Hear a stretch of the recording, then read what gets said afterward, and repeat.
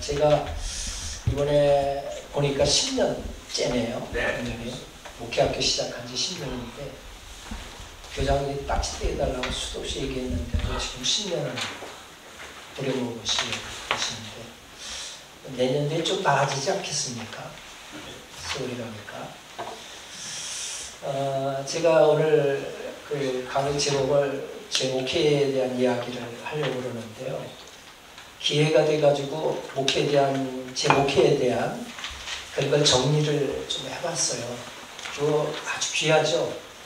자기 목회를 은퇴하고 나서 이렇게 쭉 돌아볼 수 있다는 게 굉장히 귀한 건데, 그 기회가 돼가지고 적어보니까 A4 용지로 해가지고 포인트 10으로 해가지고 160줄 간격을 해가지고 40장 나오더라고요.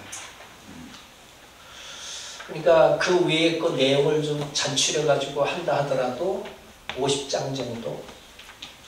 제 인생이 A4 용지 50장이더라고요. 그러니까 그냥 뭐 좀 들어보시면 알겠지만 그냥 막 여러 가지 이야기를 하지만 그 인생 자체가 종이 50장 분량밖에 안 된다는 거예요. 숙연해지더라고요.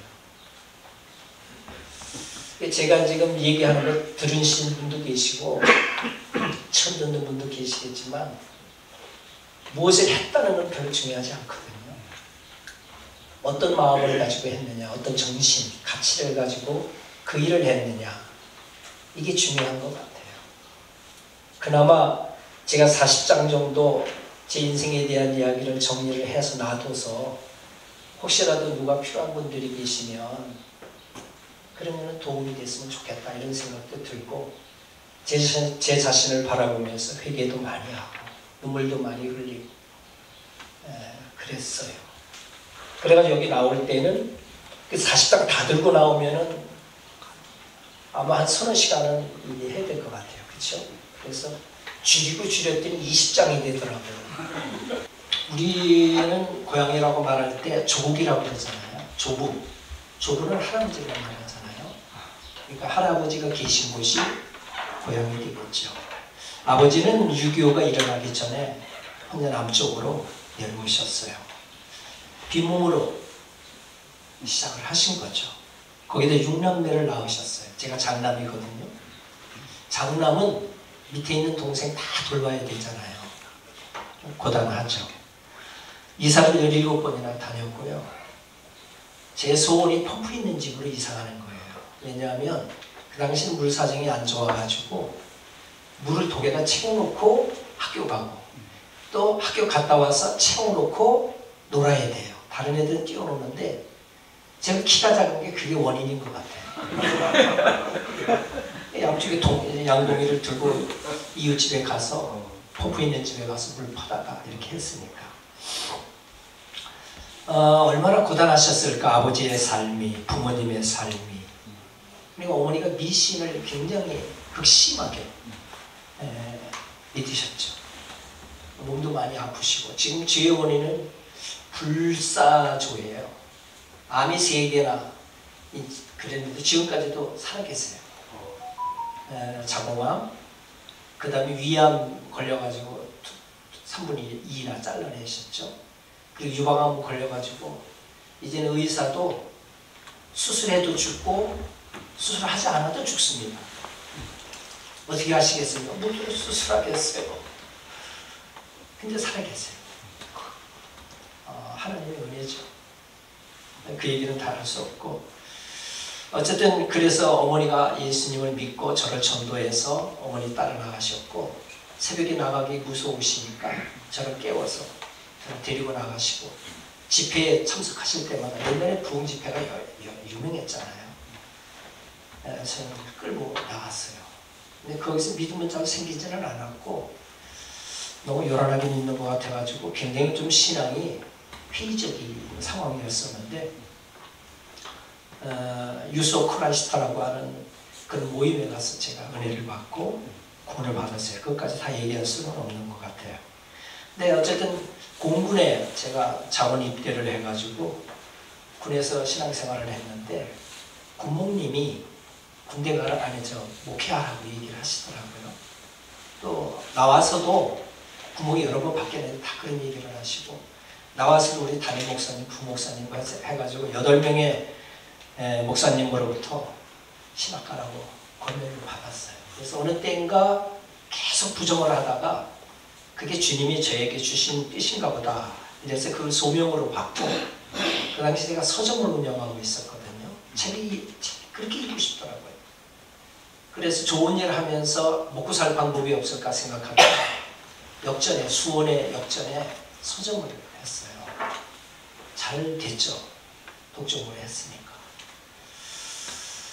근데 신학 가야 되겠다 해가지고 야간신학교 어디 가는 게 좋으냐, 교통편을 따져보니까 역전에서 서울역전으로 가는 게 제일 빠르고 제일 좋은 교통편이더라고요. 그게 대한신학교가 있었어요.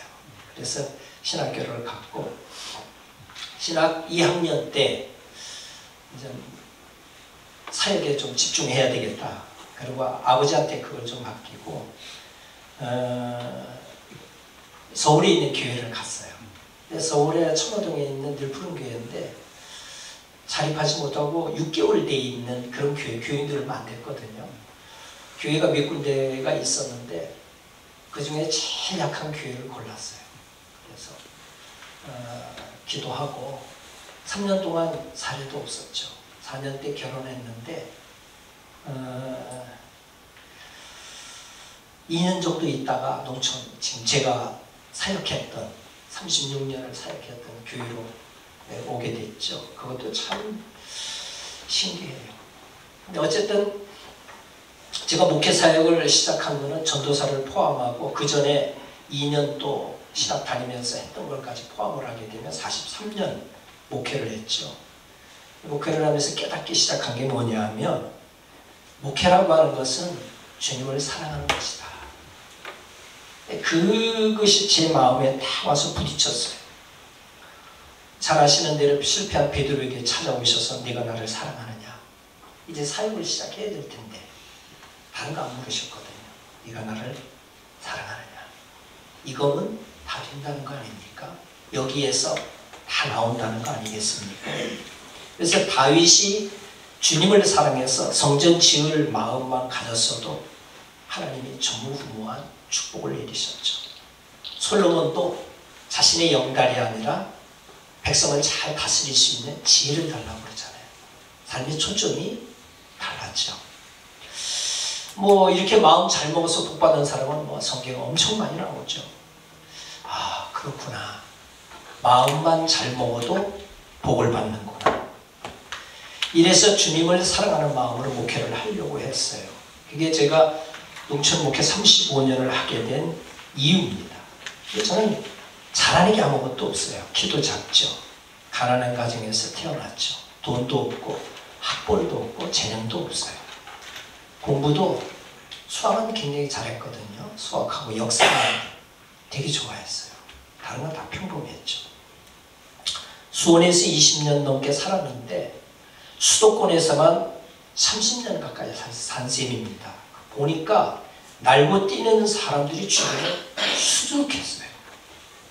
이런 사람들과 경쟁하다가는 지레 죽겠다는 그런 생각이 들었고, 또 목회하는 걸 옆에서도 이렇게 보니까 치열해요.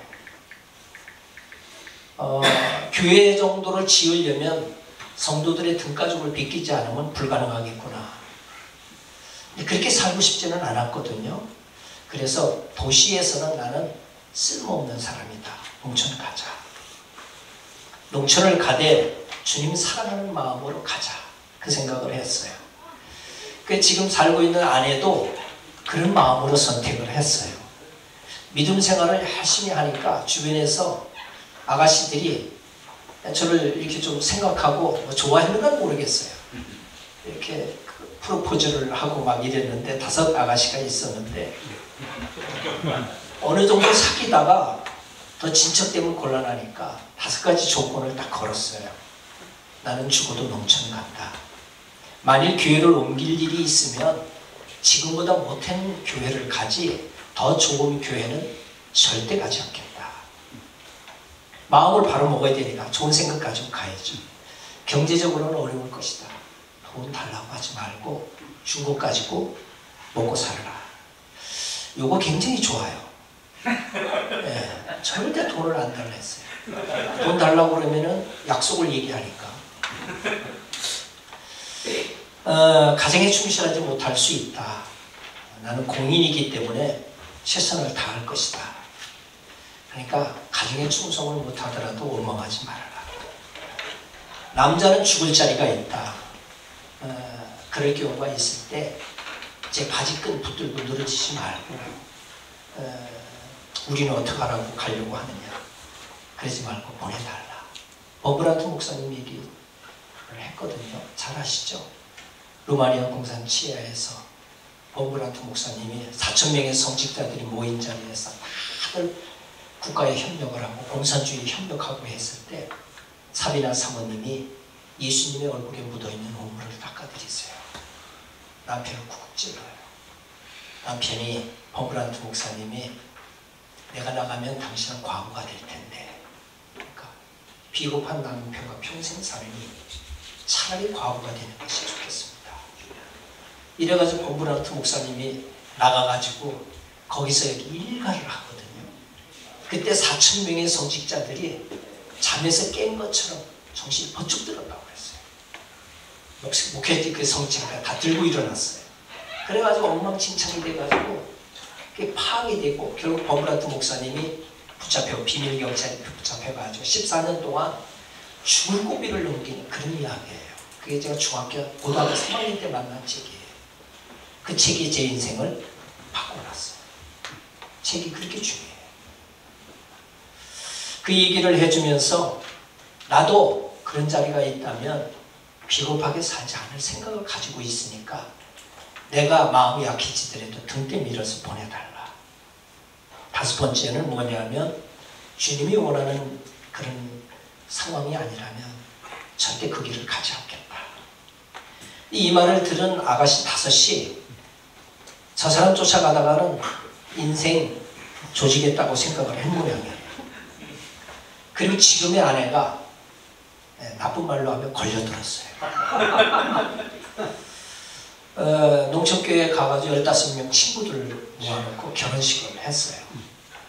담임 목사님 모시고 이렇게 둘러앉아서 예배 드린 거예요. 그리고 신혼여행도 없었어요. 3년 동안 사례를 늘푸른 받지 않았다고 그랬죠.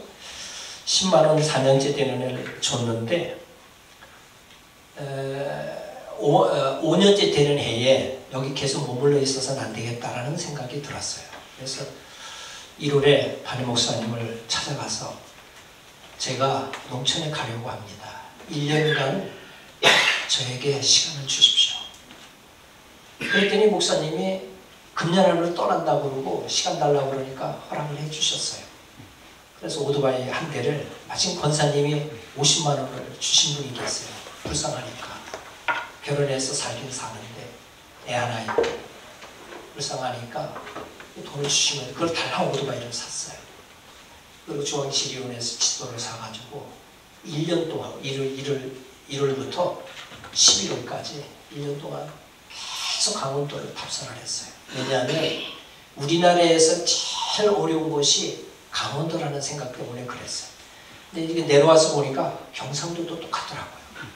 근데 어쨌든 오토바이 타고 1년 다니면서 먹을 거 다 싸가지고 다니고 빵꾸 나가지고 고생한 적이 되게 많거든요. 비포장도로였으니까 그 당시는. 그래서 빵꾸 떼올 거 다 가지고 다니고 제가 빵꾸 잘 떼웁니다.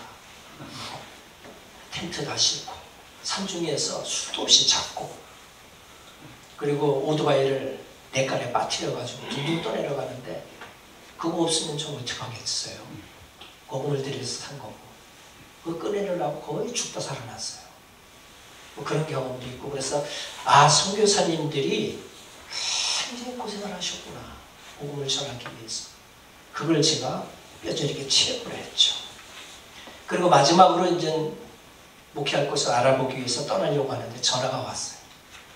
지금 옥동교회 목사님이 오산에다 개척을 해놓고 떠나야 되는데 사람이 없어요. 올 사람이.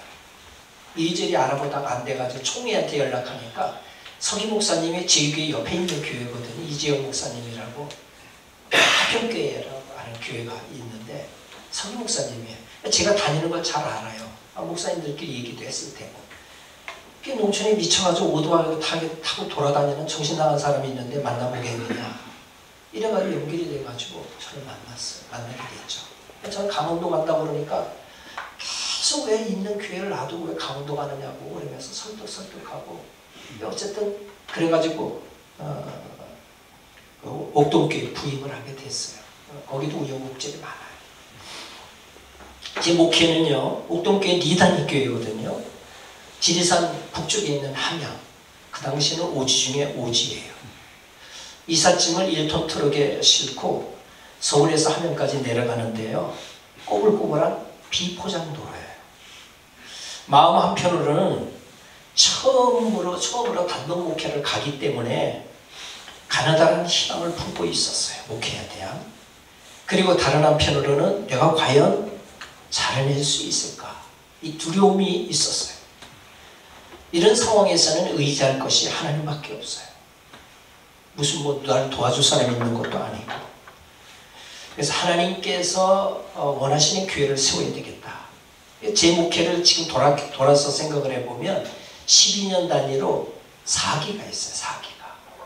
1기는 무슨 일을 하려면 지역사회운동도 하고 그러려면 젊은이들을 세워야 되는데 교회도 지어야 되고 그 기반을 닦는 일을 12년으로 잡았어요. 1985년부터 1997년까지예요. 그래서 저는 처음부터 그러니까 신앙이라고 하는 것을 예배당 안에 머물게 하는 것이 아니라 지역을 위해서 지도력을 발휘해야 되는 사람으로 살고 싶었어요. 그것을 위해서 일한다고 하더라도 기본이 안 돼 있으면 할 수가 없어요. 그래서 그 기초를 닦는 일을 12년 동안 했죠. 2기는 농촌운동을 했어요. 지역사회운동을 했어요. 농사짓고 시민사회단체를 만들고 9개 단체를 만들었어요. 기독교 환경연대부터 비롯해가지고 9개 단체를 만들었어요. 그게 1998년부터 2008년까지입니다. 3기는 이제는 할 만큼 일을 좀 해가지고 치열하게 일을 했거든요. 그거는 이제 따로 얘기를 해야지만 되는 부분이에요. 근데 어쨌든 3기로 들어가면서 은퇴에 대한 생각이 나오더라고요. 은혜롭게 은퇴를 준비하자. 그리고 하나님 앞에 합당한 목회자가 되자. 일을 많이 하는 목회자, 엄청난 업적을 쌓는 목회자가 아니라 예수 그리스도의 심장을 가진 목회자가 되자. 내 모습을 통해서 주님이 나타날 일을 소원했어요. 그래서 취한 방편 중에 하나가 길을 걷는 거였어요. 길로 나섰어요. 길을 걸으면서 주님을 묵상하고 음성을 들으려고 했어요. 고난을 통해서 얼마나 제가 잘못됐는가, 죄로 가득한 저 자신을 볼 수가 있었죠. 2009년부터 2020년 은퇴할 때까지 3기를 마치고 지금은 4기로 넘어왔는데 마을 목회를 하는 기간이에요. 농촌에 30여 년 가까이 된 집을 수리해서 마을 주민 모두를 성도로 삼고 사랑하고 싶었어요. 그래서 예배당 중심의 어떤 신앙이 아니라 마을 중심이 되는 교회, 그걸 만들고 싶었어요. 많이 가지는 싸움이 아니라 이제는 버리는 싸움, 그걸 하는 거죠. 비울수록 행복하니까 허겁게 살고 싶었어요. 그래서 있는 것도 다 남들한테 주고 비우고 얼마나 제가 많은 것들 붙들고 살았는지를 체험하게 됐죠.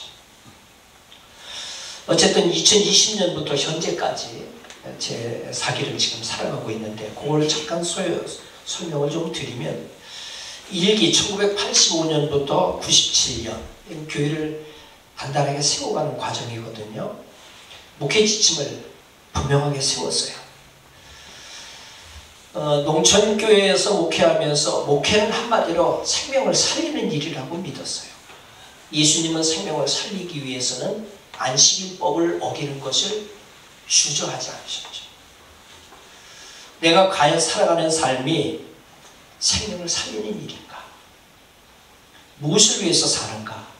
이 목표를 분명히 세워놓고 성도들과 함께 하지 않으면은 안 된다는 생각이 들었어요. 그래서 우리 교회 꿈을 선포를 했거든요. 영구 표현은 사랑만 하기에도 시간이 부족하다. 우리의 꿈은 교회의 지체들이 헌신된 그리스도의 제자로 살아가는 것이다. 우리의 꿈은 흩어진 지체들이 가정과 직장, 학원, 그리고 사업장에서 통합을 만들고 복음을 전함으로 민족의 치유자로 살아가는 것이다. 우리의 꿈은 온 마을을 그리스도의 사랑으로 묶고 서로 격려하며 함께 예배하고 배우고 화목하게 살아가는 교회 가족으로서 사랑의 교제를 나누는 것이다. 우리의 꿈은 우리 교회에 출석하는 교인들이 단순한 구경꾼이 아닌 자신들에게 주어진 은사와 재능을 발견하여 교회 사역의 여러 분야에서 기쁨과 보람으로 사역을 감당하는 것이다. 우리의 꿈은 고통받는 이웃들을 돌아보며 우리 사회를 향하여 감동적인 선한 이웃의 역할을 하는 것이다. 우리의 꿈은 살기 좋은 건강한 농촌을 만들어 농촌도 희망이 있다는 것을 보여주며 이 시대의 대안이 되는 주님의 교회가 되는 것이다. 우리의 꿈은 우리 교회가 21세기 역사의 장에서 농촌에 설립되어 있는 복음적인 모델 교회가 되어서 교회의 갱신과 사회배력 그리고 세계 선교의 조용한 누룩이 되어 민족과 세계를 섬기는 것이다. 이런 꿈을 가지고 있고 목표가 7가지가 또 있어요. 어쨌든 그런 일을 그렇게 해서 그걸 공유하면서 추구하는 방향으로 계속 나갔죠. 그리고 두 번째 일기에서 두 번째 한 일은 선교입니다. 선교. 그 지역의 삶 속에 들어가서 함께 살고 함께 호흡하고 주민들과 함께 울고 함께 즐거워해야 하는 교회가 되어야 되겠다. 그래서 지역 사회와 마을을 위해서 앞장서기 시작을 했죠. 청소하고 그분들에게 간식도 제공하고 마을을 깨끗이 하는 일을 했어요. 회관을 찾아가서 간식도 드리고 어쨌든 할 수 있는 일들을 한가에 다 말할 수는 없지만 그렇게 했고 마을 회관 세울 때에는 경제적으로 교회에서 큰 도움을 줬어요. 감사패를 드렸는데 저한테 우리 교회에 뭐 저한테 줬지만은 우리 교회에 준 거죠. 그 감사패가 그동안 제가 받은 한 수십 개 되는데 그 패들 가운데서 가장 제가 소중하게 생각하고 감동적으로 생각하는 게 마을에서 준 믿지 않는 사람들이 준 그 패가 가장 저에게는 감동이 됐어요. 그리고 이제 85년 11월에 부임을 했는데 86년부터 어려운 교회를 돕기 시작을 했어요. 그래서 농촌교회라고 도움만 받는 교회가 아니라 도와주는 교회가 됐죠. 그래서 미국 성교부로부터 16만 8천 원을 받았었는데 그것도 끊겠다고 설교를 하니까 2달 받고 끊어지더라고요. 그래서 이제 교회에서 5만 원 했었거든요. 21만 8천 원을 받았었는데 5만 원밖에 안 되는데 굉장히 교회가 곤란하게 됐어요. 21만 6천 원을 8천 원을 주다가 5만 원밖에 못 주게 되니까 교회가 좀 약간 문제가 생겼어요. 목사님 떠나려고 하시지 않나? 막 이런 생각도 했을 거고 그랬는데 저는 뭐 주시는 걸로 먹고 살겠다고 그랬고 그리고 농촌교회, 도시교회 두 군데 선교를 하자고 그랬어요. 부임한 그 다음에 한 2달 지난 다음에 한 말이거든요. 교인들이 어처구니가 없죠. 지금 사례비도 드려야 되는데 그것도 어려운데 어떻게 선교를 시작하냐. 마음부터 합시다. 이래가지고 도시교회 한 군데, 농촌교회 한 군데. 성도들은 반대했지만 계속 설득을 하니까 그럼 목사님 좋으신 대로 해보시라고. 괜히 자꾸 비웃을 냈다가 가버리게 되면 이것도 골치 아프고 그래서 허락을 해주셨어요. 그래서 그 당시 86년도에 10,000원이니까 지금 거는 아니에요. 어쨌든 그래가지고 계속 만 원씩 올리기 시작을 했어요. 10만 원까지 올려가지고 그래가지고 교회가 나중에는 22군데 교회를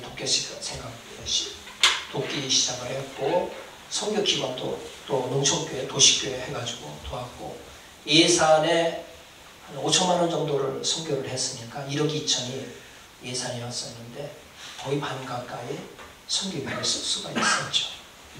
선교 얘기는 제가 옛날에 또 저기에도 좀 썼고 그래서 어쨌든 한 기관 어린이 주일학교들을 선교해야 된다. 이래가지고 선교하라고 해가지고 콩코를 이게 돈을 한 달을 모으니까 5만 원 나오더라고요. 선생님들하고 이렇게 헌금을 하니까 그 5만 원을 다 교회에서 5만 원 보태가지고 어린이 주일학교가 선교하는 교회 한 군데 선정하고 학생의 한 군데 이런 식으로 해서 교회가 전체적으로 매달 첫날에 선교비를 보냈죠. 그만큼 선교가 중요하다는 얘기거든요. 사례비는 중요하지 않다. 없으면 고만이다. 선교해야 된다. 이래가지고 선교를 시작을 한 거죠. 그래서 매일 첫날에 보냈고 보고서 절대 요구한 바 없고 교회도 명단을 실제로 알았어. 혹시 또 우리의 자랑이 될 수도 있고 받는 분들이 부담을 느낄 수도 있기 때문에.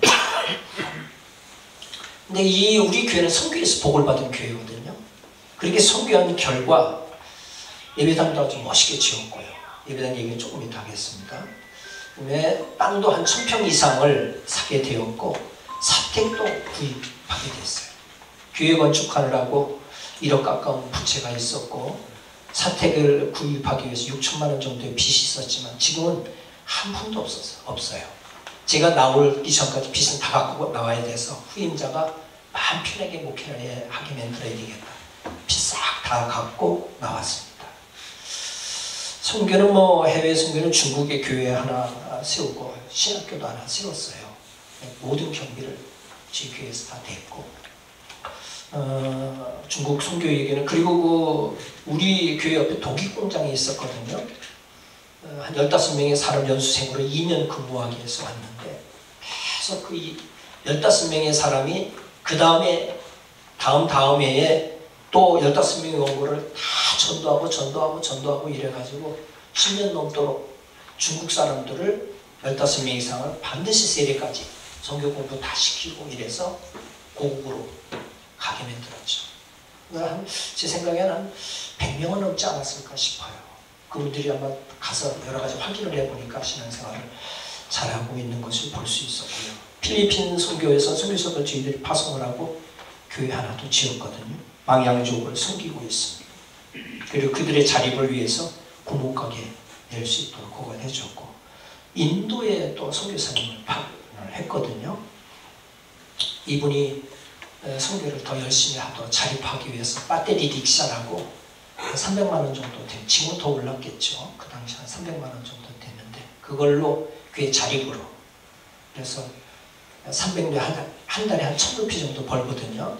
그걸 운영을 하게 되면 교회 성도님 한 분한테 신치라는 맡겨가지고 1000루피를 벌면 300루피는 교회에다 헌금하고 300루피는 적립을 하고 400루피는 먹고 살기 하고 그 당시 400루피는 충분히 먹고 살죠. 그래서 300루피가 이렇게 모여가지고 교육자 생활비를 이렇게 쓰게 만들었죠. 이거 금요일 아니 토요일하고 주일은 교회에서 사용하고 이래가지고 그분이 1년 하고 그만둘 때는 그 모아놓은 300루피 모아놓았던 그 돈을 과일 가게 차리는 일에 이렇게 쓰게 됐어요. 그분도 삶이 완전히 펼치죠. 과일 가게가 하나 생겼으니까. 그 당시 그런 일을 좀 몇 군데를 이렇게 했었죠. 그리고 인도 8교회를 섬기고 있었고요. 네팔에도 교회를 한 군데 세웠어요. 네팔은 교회 건축하려면 그러니까 자재비가 3분의 1, 인건비가 3분의 1, 그 다음에 운반비가 3분의 1이에요. 저희는 산지적으로 섬겼기 때문에 책방 부족이라고 하거든요. 거기 가서 자재를 옮기는 걸 산속으로 다 벽돌이고 뭐고 지어서 올라가서 교회를 건축해야 돼요. 그래서 저기 방문을 했는데 눈물이 나더라고요. 교회를 보니까. 너무 감사한 일을 했고 그 외에도 이슬람 선교를 해서 터키를 지원하고 어려운 교회들을 교회에서 적극 도왔어요. 건축하는 교회는 모셔가지고 예배드리고 헌금 나온 걸 다 이렇게 지원해드리고 예배당을 직접 건축을 했어요. 그래서 어떤 교회가 겉은 했는데 내부는 안 돼 있어서 저희들이 자재 다 사가지고 가서 그걸 안에 리모델링을 다 해드리고 태풍으로 그 섬 교회가 태풍으로 지붕이 다 날아가가지고 그랬을 때 저희들이 자재를 다 배에다 싣고 섬으로 들어가서 교회도 저희들이 휴일날 하루 택해가지고 교인들이 그냥 다 달라붙어서 그렇게 해서 지붕을 돕고 그랬죠. 뭐 형제의 교회 아니겠어요? 그래서 형제 교회가 어려움을 겪는데 구경만 하고 있는 것은 우리들의 자세가 아니다, 이런 생각이 들었죠. 가정에서는 6개 구역하고 2개 기관에서 불우한 이웃, 소녀소녀 가장을 한 가정씩 선택을 해서 도왔습니다. 그래서 구역원들이 시장 가가지고 생선 두 마리 사가지고 한 마리는 그 집 드리고 오고, 두부 2모 사서 한 번은 그 집 드리고 오고, 이런 식으로 구역 전체가 그 가정을 극심하게 섬겼어요. 그리고 화장실이 없는, 불편하게 몸은 연세가 들어서 불편해서 화장실을 실내에다가 이렇게 만들어주는 그런 일도 했고, 여러 가지 일을 했어요. 집중적으로 어려운 이웃을 섬기는 일을 했습니다. 그래서 우리 교회가 리다리의 농촌교회인데 섬교에도 목숨 걸었죠. 그래서 농촌교회 6, 개척교회 4곳, 기관에 7곳, 기타 이런 곳에 해서 매월 10만원서부터 25만원 정도의 섬교비를 이렇게 지원하고 그랬죠. 그리고 이제 청소년 교육에 3번째로 한 일이 청소년 교육을 힘썼어요. 왜냐하면 젊은이들을 해놓지 않으면 일을 할 수가 없으니까. 그래서 제일 먼저 한 일이 도서관을 만든 일이에요. 마을에서 굉장히 칭찬을 하셨어요. 다 톱으로 잘라가지고, 지금처럼 무슨 뭐 원형톱이 있는 것도 아니고 다 톱으로 잘라가지고 책상을 다 만들고, 밑창은 앵글로 조립을 해서 그렇게 해서 만들고, 우리 학생들은, 학생에 있는 아이들은 전부 장학금을 줬어요. 내가 사실은 옛날에 장학금 받고 공부했어. 굉장히 자부심이거든요. 별거 아니지만. 어떻게 줬느냐 하면 교인들이 장학금을 따로 했고, 그 다음에 제가 아는 친구들한테 연락을 해서 사람 하나 키워봐라. 아주 똑똑한 애가 있는데 하나 키워봐라. 그걸 어떻게 키우면 되는데 돈만 주면 돼. 이래가지고 한 달에 얼마씩 5만원이든 3만원이든 받아가지고 그 애를 지원하고, 좀 잘하는 교회는 전액 장학금을 받아가지고 아이들을 주었죠. 그 아이들이 굉장히 자부심을 갖고 살고, 그 아이들이 결국 농촌에 남는 일도 생기고 그랬죠. 그리고 고향교회에 남는 훈련을 시켰어요. 야, 머리 나쁘고 좀 시원찮은 사람 도시로 가라. 왜냐하면 도시 가도 별로 티가 안 나. 근데 농촌에는 똑똑한 사람이 나와요. 그래서 농촌 사회를 변화시킬 수 있고 이 지역을 변화시킬 수 있어. 그러니까 똑똑하다고 생각되는 사람은 나와라. 그러니까 많이 남더라고요. 그래서 우리 교회는 젊은 사람들이 3분의 2가 넘어요. 그러니까 농촌교회에서 다 70, 80, 90 노인풀이 넘는데 특이한 일이에요. 함양 읍내에서, 리다니 교회라고 그랬잖아요. 읍내에서 한 30명, 40명 이렇게 나와요. 그러니까 교회가 사는 거예요. 애들의 울음소리도 들리고 서로 그냥 애들이 다투기도 하고 교회가 살아 움직이는 것 같죠. 그리고 수련회, 아이들을 기르는 방편으로 수련회, 이거는 좀 시간이 좀 걸려요. 이야기를 하려면. 근데 겨울 수련회, 여름 수련회 36년 동안 한 번도 쉰 적이 없어요. 겨울에는 이런 산속으로 끌고 들어갔어요. 나오지 못합니다. 만약 수틀리면 나 집에 간다고 나오면 골치 아프니까 산속에 집어넣고 하루에 책 한 권씩 읽히고 성경 영성 수련회 하고, 그리고 그 아이들에게 계속 어떤 의미 있는 교육들을 프로그램을 갖고 시켰어요. 엄청 말하죠. 그리고 산을 등산을 하고, 저는 산을 계속 데리고 다녔거든요. 아이들이 좀 호연지기를 기리기 위해서. 그래서 데리고 다니고 여행을 엄청 시켰어요. 여름에는 문화여행을 다녔거든요. 그래서 경상도 아이들이기 때문에 전라도에 대한 잘못된 편견을 가질 수가 있어서 제일 먼저 간 게 전라북도를 갔어요. 동학혁명지를 다 다니면서 아이들에게 그 동학혁명에 대한 것을 심어주고, 역사관을 심어주고, 그 다음에 전라남도를 갔어요. 그래서 다산초당도 가고, 뭐 해남도 가고, 뭐 노구당도 가고, 뭐 저쪽에 고길도도 들어가고 해서 다 시켜요. 아이들이 갔다 와가지고 너무 좋은 그 간증들을 하더라고요. 갔다 오면 반드시 교회에 모여서 간증을 시키거든요. 다 나와서 간증해. 학부모들이 앉아가지고 우리 애가 무슨 말을 하나. 애들이 얼마나 잘하는지 몰라 말을. 좌중을 울고 웃기는 거예요. 그 아이들이 받은 은혜를 나누는데 교인들이 다 눈물을 흘리고 울어요. 그리고 각자 생각한 게 다 다르거든요. 그러면서 서로가 은혜를 받아요. 저는 수련회를 가면 꼭 하는 게 하루 지나고 난 다음에 밤에는 반드시 하루 지난 일을 나눠요. 뭘 은혜 받았니? 뭐가 기분 나빴니? 그러면서 아이들이 얘기한 걸 제가 옆에서 코멘트를 좀 해주기도 하고, 그러면서 아이들의 잘못된 것, 잘하는 것들을 키워주고 교정하고 이러면서 수련회를 저는 굉장히 활용을 했어요. 힘은 좀 들었는데 그 아이들이 그걸 통해서 나중에도 굉장한 고백들을 수도 없이 받았어요. 제가 그 예상하지 못한 그런 질문들을 많이 받았거든요. 아이들을 데리고 가면서 너무 아름다워서 얘들아 저걸 보면서 니들 뭘 느끼니? 그냥 하늘이요. 날씨가 너무 좋아요. 이러는 것. 나는 하나님의 웃는 모습이 보인다. 얼마나 아름답고 평화로우냐.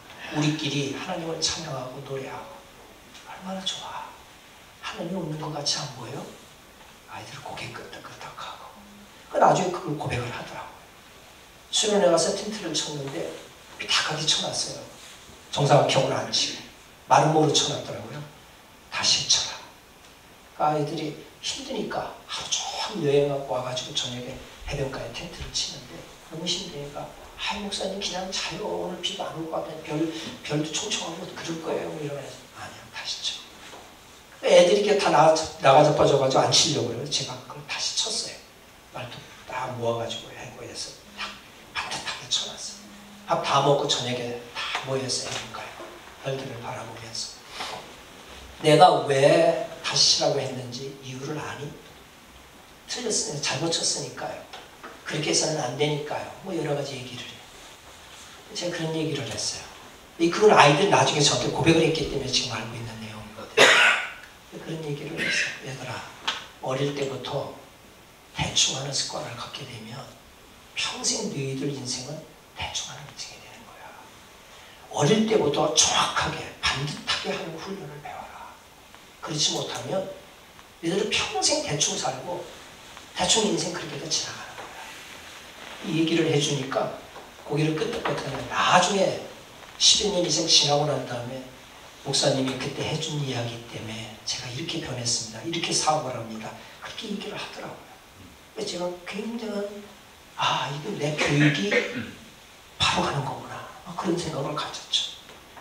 그리고 3년마다 한 번씩 지리산, 설악산, 종주를 했어요. 애들이 그냥 다리가 부러진 친구도 있었고 우욕질이 많은데 그 과정을 통해서 애들이 배우는 거예요. 서로 협력하는 것을 배우는 거예요. 자기들이 다 밥도 만들고 끓이고 이런 걸 통해서 배워요. 거기에 에피소드가 굉장히 많아요. 그걸 말할 수는 없죠. 어쨌든 그렇게 하고 생태수련회도 하고 여기 새만금 거기 와서 4일 동안 텐트를 치고서 있으면서 훈련도 좀 하고 그랬거든요. 근데 그 교육이 굉장히 좋았던 게 뭐냐면 그 애가 고등학교 때 마산을 갔어요.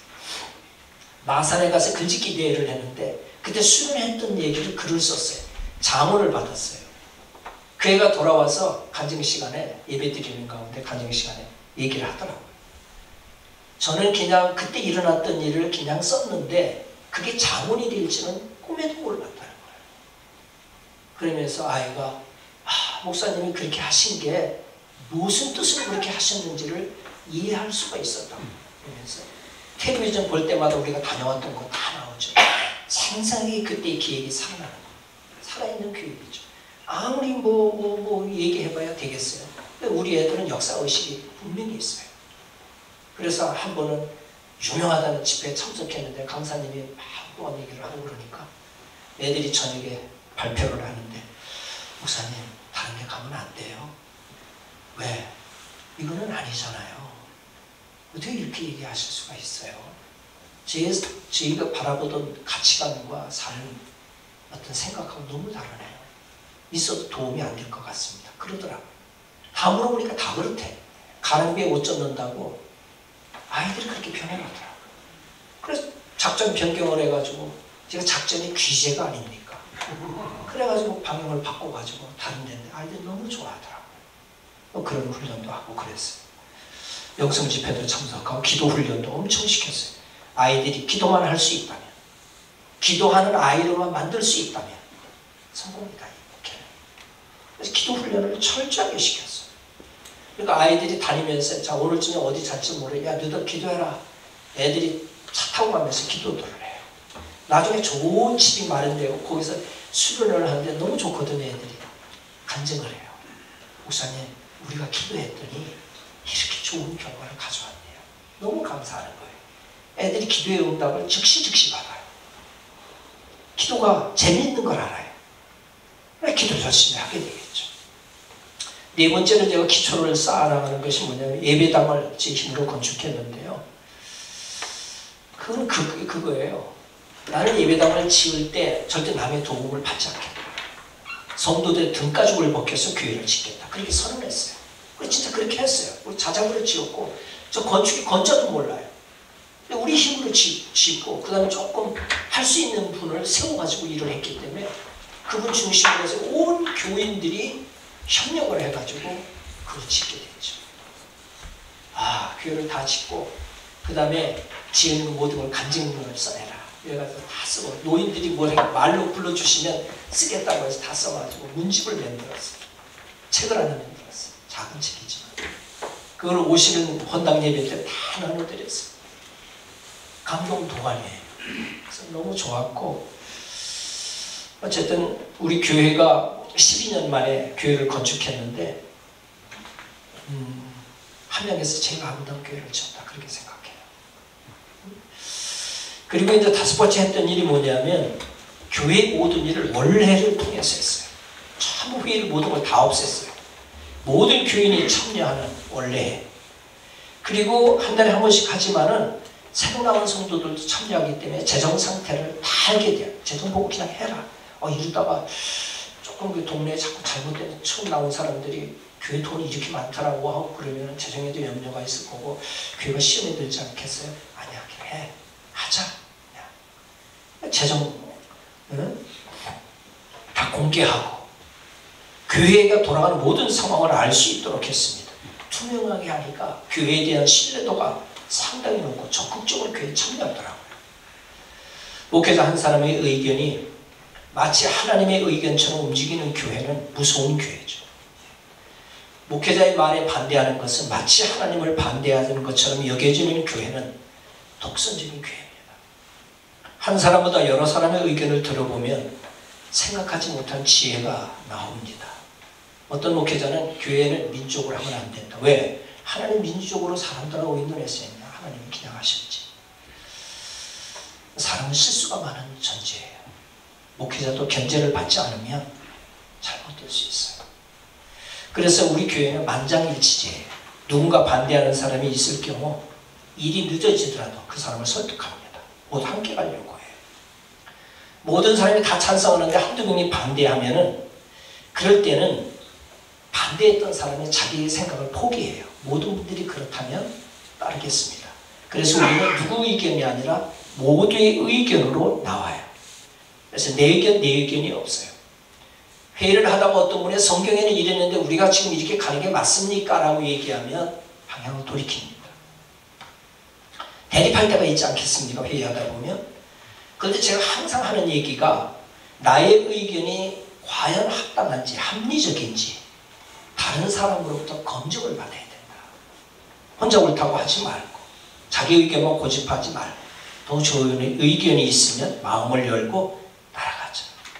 내 의견을 반대하는 사람을 마치 인격을 거부당하는 것처럼 그런 자세로 살면 안 된다. 애들이 이제 교인들이 다 이적인 생각을 가져요. 그러니까 우리 교회는 불만이 없어요. 왜? 모든 불만을 회의에 꺼내라.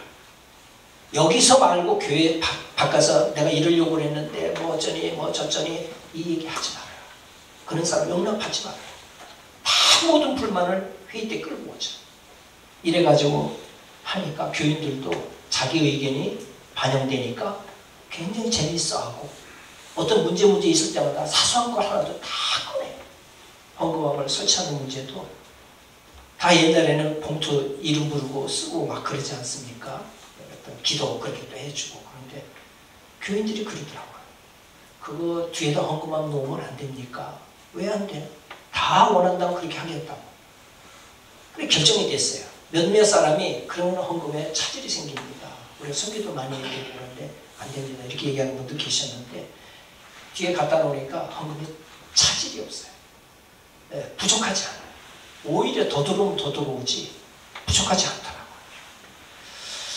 그리고 이제는 6번째로 했던 일이 주보를 색다르게 제작을 하고 그랬는데 12명까지 주보를 만들었고 나중에는 아름아름 이렇게 소식이 올려져가지고 한 300여 부 나갔는데 그걸 매달마다 제가 이렇게 작업을 하거든요. 굉장히 힘들어요. 다 붙이고 봉투에다 넣고 쉽지 않은 일이지만 기쁨으로 그 일을 했습니다. 2기로 넘어가게 되면요. 우리 교회가 지향해야 될 목표가 이제 지역사회 운동을 해야 되니까 지역을 섬기는 교회를 해야 된다. 교회는 공적인 역할이 있죠. 아름답게 지어진 예배당. 신앙생활하는 사람들이 일주일에 하루만 쓴다? 이건 낭비다. 그래서 마을에 이것을 공개하자. 쓰게 하자. 마을에 일이 있고 회의 있으면 언제든지 써라. 대신 들어와서 담배 피지 말아라. 그리고 연합회 행사 언제든지 우리 교회 와서 해라. 선거 전에 투표장으로, 재난이 벌어질 때는 대피 장소로. 제가 36년 목회하는 동안 결코 교회 문을 잠근 적이 없어요. 누구든지 와서 기도하고 생각하고 가라. 그렇게 되면 다 없어지지 않습니까? 도둑맞지 않습니까? 이 믿음대로 될지어더라고요. 30년 여름 한 번도 도둑맞은 적이 없어요. 고가의 장비가 없었느냐? 그래도 꽤 감당하는 장비들이 있었지만 한 번도 잃어버린 적이 없어요. 믿음대로 되더라고요. 그래서 누구든지 제가 이렇게 가서 뭘 하려면 장비 있어요. 그런 걸 많이 봐요. 농촌교회는 그럴 필요가 없거든요. 그리고 복사기를 제가 가지고 있었는데 차량, 건물 무상으로 제공하고 그래서 주변에 있는 교회가 주부를 복사하기 위해서 우리 교회에 와가지고 그냥 우리 교회 잉크든지 뭐 종이든지 다 그냥 제공을 해요. 왜? 이건 어떤 교회의 것이 아니라 주님의 것이기 때문에 그렇습니다. 연합회 행사를 하게 되면 식사 반드시 대접을 했어요. 교회에서 차를 바꿀 때는 그냥 무상으로 드렸죠. 어쨌든 추석이나 설날 때 되면 추석하고 설날은 반드시 했는데 교회 한 10여 군데 약한 교회를 정해가지고 과일 한 상자와 돈을 한 10만 원 정도 이렇게 해가지고 이렇게 나눠서 드렸어요. 제가 안 갔습니다. 성도들을 보냈어요. 성도들이 갔다 와서 너무 좋아해요. 목사님이 너무 감사해 하시면서 다 기도해 주시더라는 거예요. 기도받고.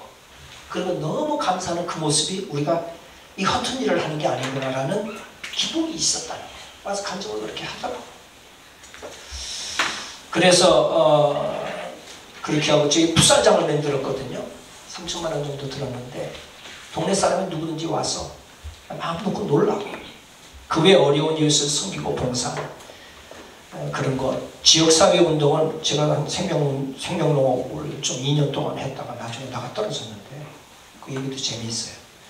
기독교연합회를 제가 발족을 시켰고 목회자 선교회도 발족시켰고 농어촌 목회자 연합회도 마찬가지고 함양 기독교 환경운동연대를 4번째로 창립을 했고 지리산 댐 반대 대책위를 만들었고요.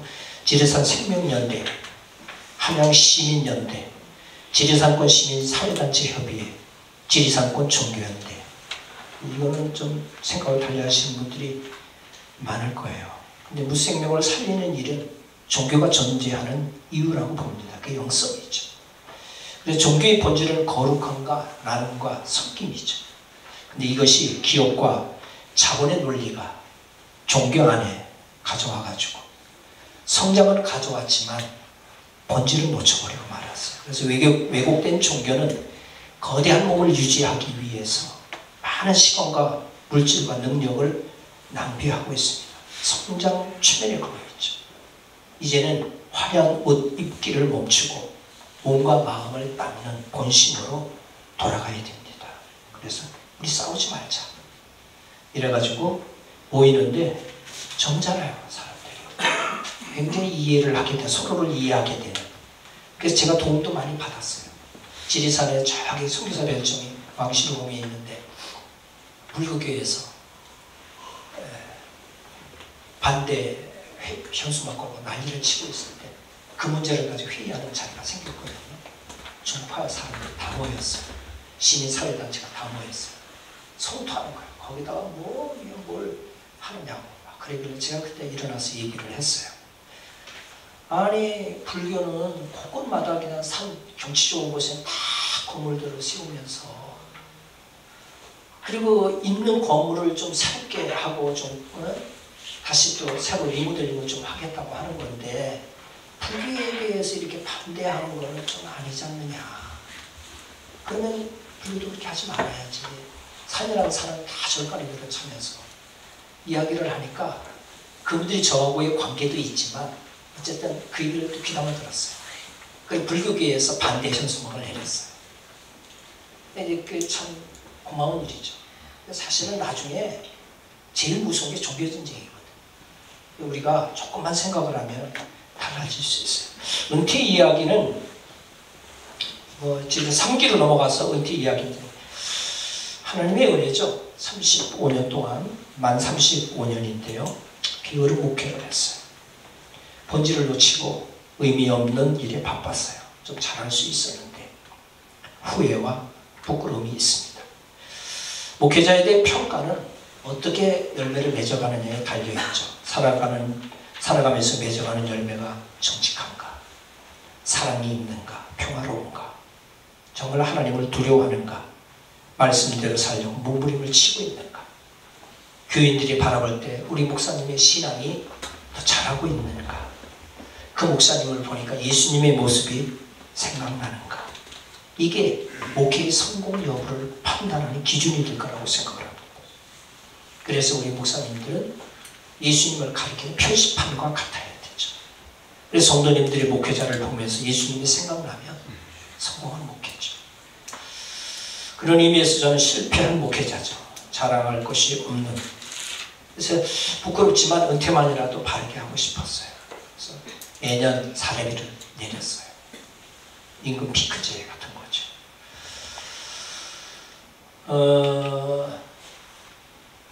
어머니가 암 수술을 해가지고 굉장히 몸이 좀 안 좋고 그래서 너무 더위를 타서 에어컨을 좀 해달라고 그랬어요. 돈이 없어서가 아니에요. 제가 어머니한테 그랬어요. 우리 교인들이 반 정도 에어컨을 사면 그때 달아드리겠다고. 은퇴할 때까지 못 달아드렸어요. 은퇴하는데 집도 준비하지 않았습니다. 사람이 사는 게 80장 전후인데 은퇴하면 10여 년 살 집을 복직시켜나게 뭐 그렇게 할 것도 없는 거고. 그 하지 말자. 농촌에는 30년 정도 되는 허름한 집을 하나 얻어가지고 살고 있습니다. 교회한테 아무것도 요구하지 않았어요. 원로 목사 하지 않겠다고 그러는데 후임자가 그렇게 하면 자기 쫓겨난다고 해야 된다고. 그래서 세워놓고 쫓겨나게 하면 안 되니까 설 수 없이 원로 목사가 됐습니다만은 어쨌든 그것도 제가 마음에 안 들었어요. 그리고 농촌계 부담을 주고 싶지 않아서 생활비도 받지 않겠다고 했어요. 나중에 좀 주시더라고요. 성교비로 전액 다 썼죠. 이사했는데 친구들이 찾아왔어요. 꽤 수도권에서 서울에서 목회하고 있는 친구들인데 왜 조기 은퇴를 하려고 하느냐. 교회에서 주는 사례도 받아라. 원로 목사를 왜 거부하느냐. 너는 의인이 되겠지만 후임자에게 피해를 간다. 그랬어요. 저는 이것이 우리 교회의 전통이 될 것이고 제가 첫걸음을 뗀 겁니다. 친구들이 아무 말을 못하더라고요. 한동안. 어머니는 제가 은퇴해서 나가는데 저를 이해하지 못해요. 예배를 목숨처럼 드렸는데 이제 예배 드릴 곳이 없는 현실을 이해할 수가 없어요. 근데 목회자의 삶이 그런 겁니다. 주님께서는 때가 되면 떠나라고 하는 거죠. 노병은 사라질 뿐입니다. 사명이 거기까지니까. 모세는 죽어야 되는 거예요. 여호수아의 시대가 전개되니까. 4기로 넘어가가지고요. 제가 은퇴를 했는데 지금 5년 차거든요. 지나면서 꼭 몇 가지를 말씀드릴 게 있어요. 은퇴를 하실 분들이 많이 계시니까 꼭 은퇴한테 준비할 것이 있어요. 경제적으로 여러분 어려울 겁니다. 이걸 각오해야 됩니다. 아주 힘든 교회를 빼놓고는 목회를 하면 웬만하면 교회에서 다 해줘요. 기름값까지도, 자동차, 운영비까지도. 그런데 은퇴하면 경제적으로 압박을 받습니다. 평소에 사는 방식대로 살면 안 됩니다. 불필요한 거 줄여야 됩니다. 어쩌면 간단한 직장을 가져야 될지도 몰라요. 제가 농촌에 살아보니까 한 200만 원은 있어야 되겠더라고요. 기본적으로 나가는 게 있어요. 자동차 기름값, 난방료, 세금, 보험비, 식료품값, 통신료, 전기세 뭐 등등 전 부모님 용돈까지 드리니까. 그래서 저는 국민연금을 단계를 좀 높여서 했거든요. 국민연금 안 들으신 분이 계시다면 한지 들으세요. 제가 넣은 거는 2천만 원인데 6천만 원 이상을 지금 받았었어요. 앞으로 제가 더 살면 국가는 엄청나게 지금 손실을 보고 있는 거예요. 연금은 반드시 들으셔야 됩니다. 노령연금하고 포함해서 100만 원 정도 받고 있는데요. 부족한 부분을 채우기 위해서 제가 농사를 짓기 시작했어요. 농민이 됐어요. 농촌에 살면서 농민이 되는 것은 아주 사는데 유익합니다. 마을 목회하는 데도 그렇고 농촌 사람들과 같이 섞이는데도 아주 유용한 도구입니다. 그래서 마음만 바로 먹으면 은퇴가 행복해요. 죄 들죠. 설교 엉터리로 하고 뭐 자기 멋대로 이렇게 살다가 하나님께 죄만 짓잖아요. 정말 주님이 원하는 삶을 살고 계신가요? 빨리 은퇴하는 게 그나마 죄 덜 짓는 거예요. 저는 그렇게 생각을 했어요. 어쨌든 마음의 준비가 잘하면 됩니다. 두 번째로는 은퇴 앞에 꼭 준비할 것이 뭐냐면 외로울 겁니다. 은퇴하기 전에는 외로울 새가 없어요. 바빠요. 근데 은퇴하면 찾아오는 사람이 없어요. 그것도 한두 번이지. 외로움이 밀려옵니다. 주변 사람들을 배신자라고 생각해요. 내가 그렇게 도와줬는데 이래서는 안 됩니다. 어떤 분은 할 일이 없어가지고 외로워서 치매에 걸렸다고 그러더라고요. 은퇴할 때 아무도 없는 먼 곳에 가서 사시는 것도 고려해 보셔야 돼요. 당연히 외로울 수밖에 없습니다. 저는 교회에서 한 20-30분 반대 방향으로 작은 농촌 마을로 들어갔거든요. 읍내도 15분 정도로 가깝고 병원도 많이 있습니다. 늙으면 병원에 갈 일이 많아져요. 운동을 좋아해서 젊은 목사님들과 족구를 합니다. 일주일에 한 번씩. 젊은 분들과 접촉하는 기회를 스스로 포기하지 마세요. 늙어집니다. 가까이 하는 게 그러면은 나도 모르게 젊어져요.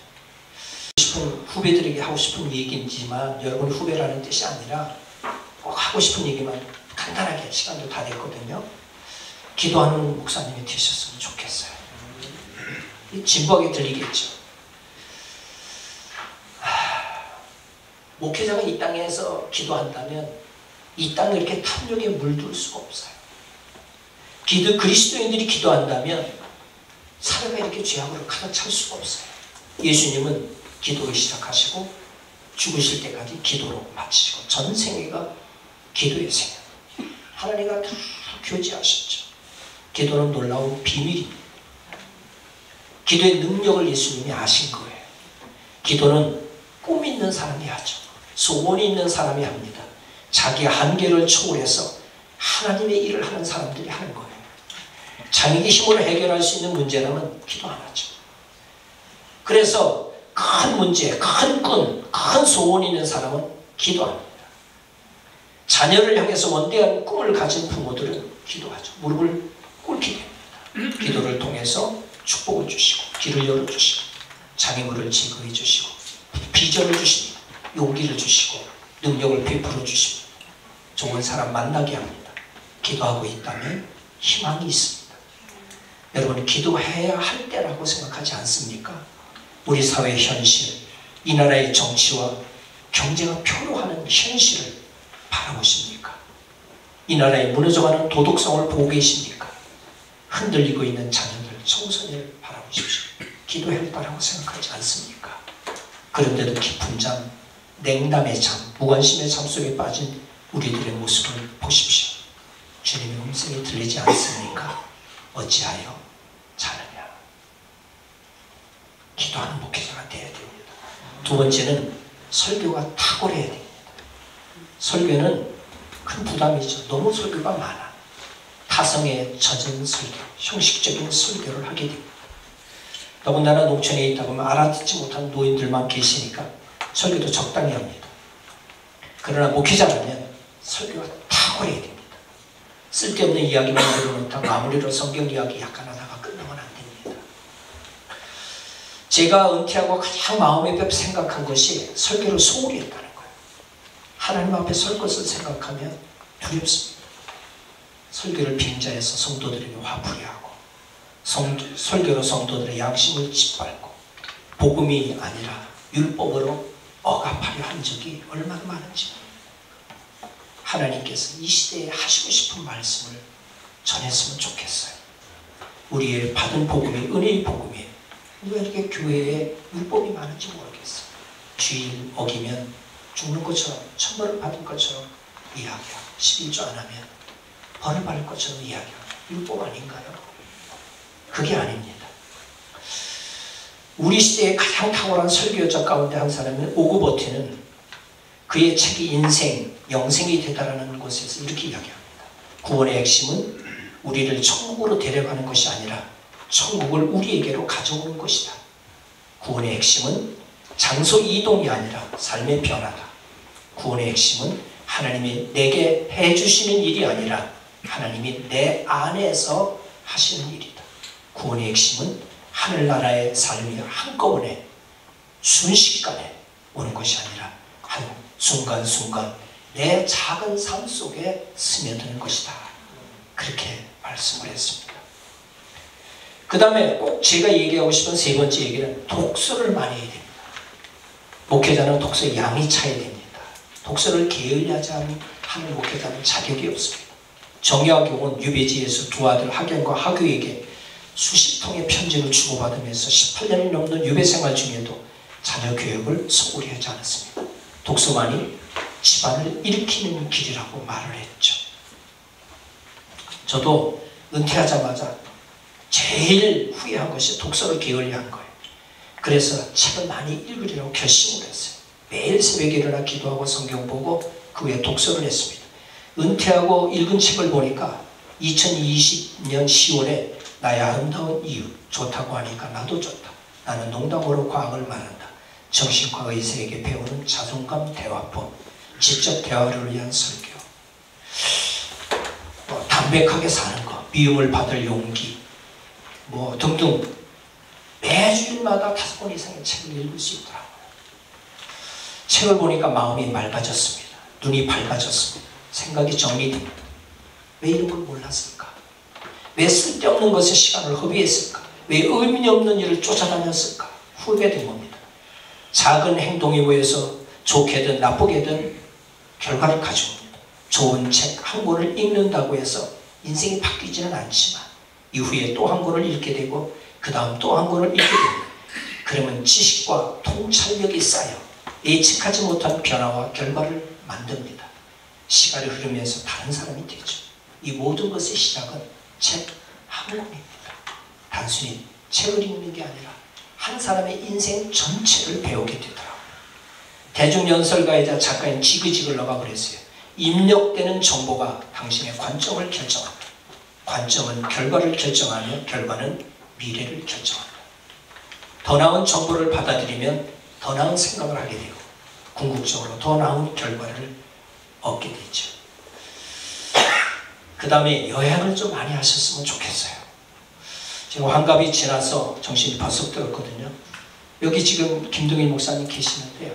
목사님 따라서 미국 서부 이번에 지금 사람들을 모집하고 계시거든요. 거기 갔다 왔어요. 다른 분은 어떻게 느끼는지 모르지만 저는 굉장히 많은 걸 깨달았어요. 아, 하나님은 위대하신 분이다. 당연한 거겠죠. 근데 그 여행을 통해서 너무 많은 걸 배웠고 김동일 목사님을 통해서도 굉장히 많은 걸 제가 배웠어요. 너무 감사한 여행이었어요. 한번 형편이 되신다면 한번 갔다 오세요. 너무 좋아요. 평생에 볼 수 없는 걸 봐요. 다른 세계를 봤어요. 제가 여행도 세계 각국 20개국을 넘게 다녀봤는데 미국에 한번 갔다 온 거하고 게임이 안 돼요. 여행을 다녀야 사람이 눈이 열리고 설거거리가 많아지고 내가 바뀌게 되는 거죠. 여행을 많이 가시면 좋겠고 그다음에 마지막으로 자기가 전할 말씀이 삶과 일치해야 됩니다. 좀 자존심을 갖고 목회해야 하면 좋겠어요. 어떤 목회자보다도 실력이 있고 설교에 깊은 감동이 있어야 됩니다. 80 먹은 노인이 한 명이 있더라도 진정한 그리스도인으로 만드는 일에 게으르지 말아야 됩니다. 설교를 잘하는 목회자가 아니라 제가 전하는 그 말씀대로 사는 목회자가 되고 싶어요. 제가 주교 은퇴를 한 이유는 이 교회에서 목회를 할 수 없어서 그럽니다. 몇 명은 하지만 한계가 있어요. 더 좋은 분이 와야만 했습니다. 제가 제 목회를 했던 이런 모든 부분들이 의미가 있을지 모르겠지만 저 자신은 거기에 다 의미를 부여하려고 했었습니다. 모든 것은 하나님께서 하신 일입니다. 감사합니다.